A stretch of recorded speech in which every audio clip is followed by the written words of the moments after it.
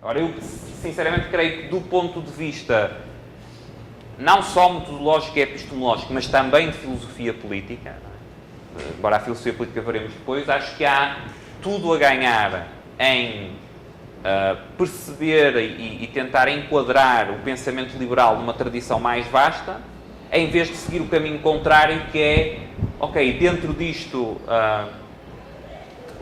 depois há só estes é que interessam, e dentro destes só estes é que interessam. Há um sketch do...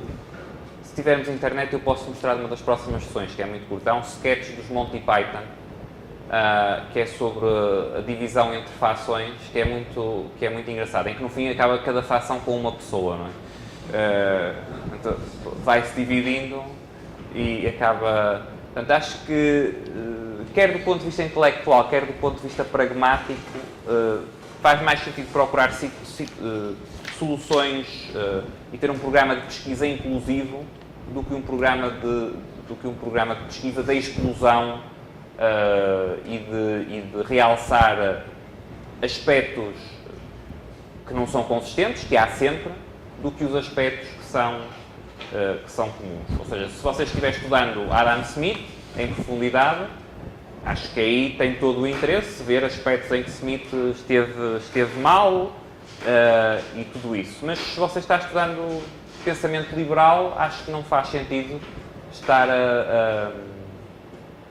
a esquecer ou a omitir os contributos de Smith e a realçar apenas, ou a realçar essencialmente as partes em que Smith, antes da Revolução Marginalista, antes de muitos avanços que só se deram no século XX, escreveu coisas com as quais pode discordar. Mas é uma posição pessoal. Tem a ver com o polilogismo? Sim. Mas tem a ver também com o fato de que existem aspectos axiológicos que podem ser diferentes entre grupos, em média, pelo menos. Por exemplo, o preço da carne de porco baixar não deve aumentar a demanda de carne de porco dos judeus, pelo menos em média. Certo, mas como aí... é que a gente faz essas diferenças e como é que a gente não se atropela nesses casos? Porque você tem como admitir que certos grupos vão tender a ter um comportamento diferente em alguns casos. Mas o que é que difere no seu exemplo? Vamos lá pensar. Acho que é um bom exemplo. Vamos pensar no exemplo. O preço da carne de porco desce, não é? Isso não afeta a procura dos judeus. Porquê? Porque o princípio religioso, eles não consomem carne de porco. Generalize isso. Eu consigo generalizar daí. Se você consegue, também certamente. Ele já quase que o fez. O que acabou de dizer deu um exemplo de um caso em que, se eu não tiver interesse no consumo de um bem, alterações no preço não vão influenciar o consumo.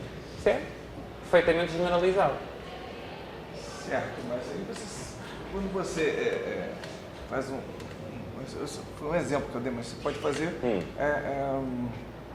um exemplo para um contexto de um país, por exemplo. Certo. Sei lá, eu não vou ter um exemplo para te dar, mas que alguma coisa não tem um efeito diferente para outro em função dos aspectos axiológicos. Mas não é...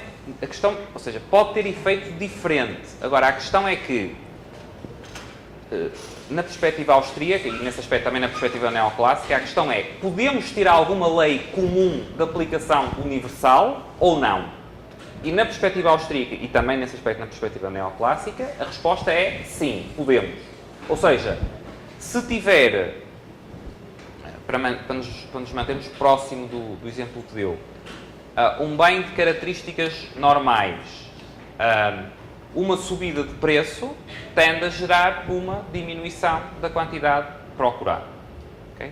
E isso nós podemos, é algo que vai estar presente, pode estar presente em diferentes graus. Há algumas categorias de bens para as quais isso não acontece, mas isso também é generalizável. Também posso ter leis para esses tipos de bens, para bens inferiores, para bens Giffen, etc. Mas a questão é que o ponto não é que as circunstâncias concretas Não influenciam. Influenciam. O ponto é que há algo de geral, mesmo tendo em conta todas as diferenças concretas. Ou seja, que essas diferenças não são de tal ordem que anulam a possibilidade de eu extrair qualquer lei geral. E em termos científicos, o que nos vai interessar mais é o que podemos compreender de geral. O que depois é, em termos de... Isto até se relaciona com uma questão que o seu colega me colocou no intervalo. O que nós depois vamos poder extrair daí é um padrão geral de previsão para esse fenómeno. Não vamos poder extrair nunca uma previsão para um caso concreto. Porquê? Por causa dos elementos que você referiu. No caso concreto, isso depende não só da lei geral. Karl Marx e dizer que vamos chegar a uma sociedade livre, porque isso vai criar um processo de instabilidade política dentro do país. Entendeu? O que o senhor acha dessa opinião? Seria válido, já que os socialistas fazem esse patrulhamento ideológico, nós liberais ou libertários, tá, realizarmos também a mesma tática para combater os cartesianos?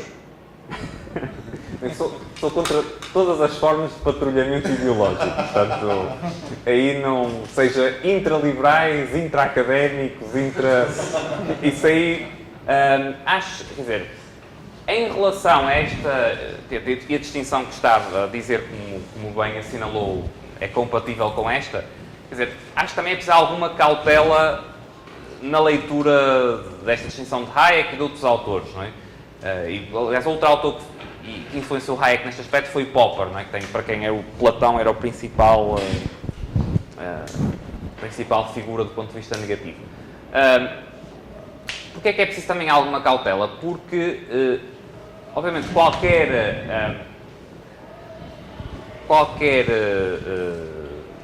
qualquer dualismo que construímos nesses termos, não é? Individualismo verdadeiro, individualismo falso,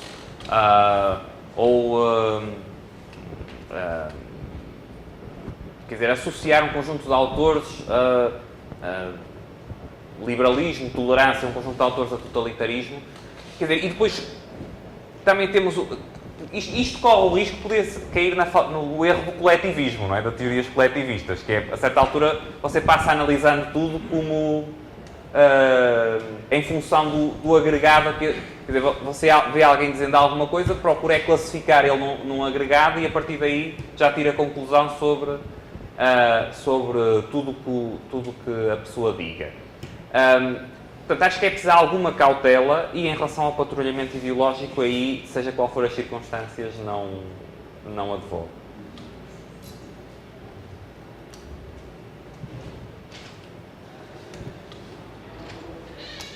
Mais questões? Eu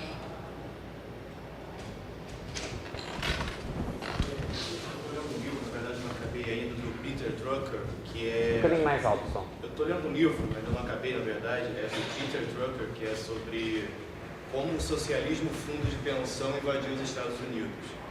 E que ele fala como é que os fundos de pensão, seja trabalhadores públicos, seja privados, como é que eles compraram realmente, como é que os trabalhadores nos Estados Unidos hoje em dia possuem os meios de produção das empresas que eles trabalham. Então a minha pergunta é se, por esse meu problema, eu não acabei de ler o livro ainda, mas se isso pode realmente ser chamado de socialismo, essa questão pelos meios de produção serem de posse dos trabalhadores, e até que ponto esse tipo de propriedade pode influenciar nas questões políticas americanas. Quer dizer, acho que conheço a linha de argumentação, mas não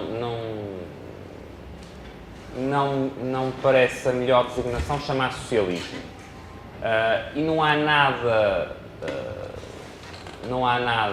em termos de um regime capitalista, ou pelo menos certamente de um regime de livre mercado, que esteja em oposição com a difusão da propriedade. Aliás, para os autores desta primeira linha do que Hayek chama o individualismo verdadeiro, para Locke, para Smith, para Tocqueville, para Tocqueville, no livro da Democracia na América, em que ele compara,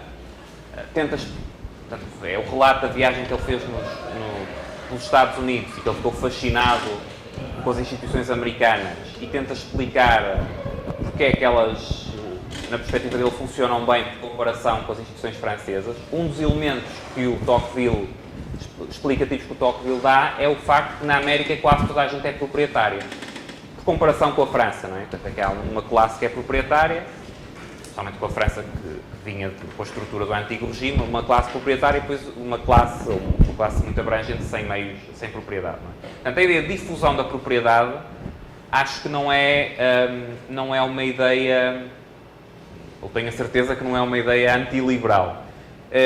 Há algumas correntes de socialismo, nomeadamente o socialismo utópico, a designação de socialismo utópico foi uma designação marxista para desvalorizar essas correntes de socialismo, que também advogavam formas de difusão da propriedade e propriedade comunitária, etc. Mas repara, não há que regime é que tem a propriedade mais concentrada que um regime de socialista, no sentido de socialismo real, não é? Dos regimes, do regime comunista. No liberalismo contra a difusão da propriedade, como há aqui todos os autores, ou a generalidade dos autores nesta linha de pensamento, um aspecto que sempre valorizaram foi precisamente a difusão da propriedade como forma, não só por razões sociais, mas como forma até de contributo para o tal processo de interação e de produção de conhecimento de forma descentralizada.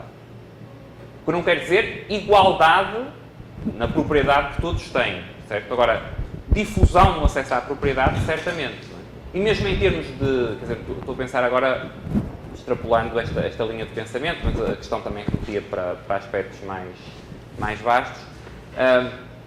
Mesmo trabalhos como Outro Soto, mas não o Huerta, mas o Hernando de Soto, sobre os principais bloqueios ao desenvolvimento em alguns países, portanto, o principal bloqueio que ele identifica é a dificuldade de acesso à propriedade formal de largos segmentos da população, não é? Portanto, o facto de, no caso dele, mais centrado inicialmente no caso da América Latina, de haver uma camada muito significativa da população que não consegue ter acesso à propriedade, formalizar até a propriedade que tem, não é? Portanto, fica sempre numa situação de informalidade e de insegurança face a essa propriedade. Portanto, acho que a preocupação com a difusão da propriedade, a solidez da propriedade, a pluralidade de situações em termos de propriedade é algo que é talvez uma das características mais próprias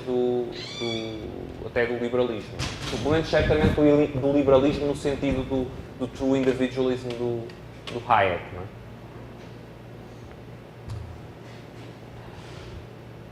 Mais alguma questão? Então, ficamos por aqui. Obrigado.